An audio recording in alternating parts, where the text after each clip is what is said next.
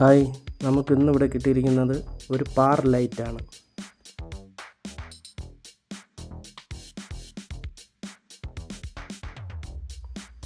ഇതിൻ്റെ power supply ആണ് fault.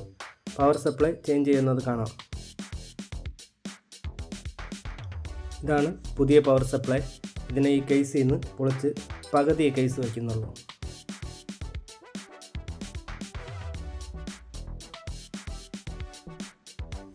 വലിയ കാര്യമൊന്നുമില്ല. പഴയ പവർ സപ്ലൈ ഇളക്കിയെടുക്കുക, പുതിയത് വയ്ക്കുക.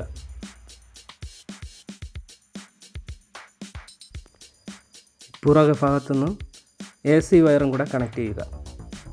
അങ്ങനെ പവർ സപ്ലൈ ഫിറ്റ് ചെയ്ത് അടച്ച് ഓണാക്കാം.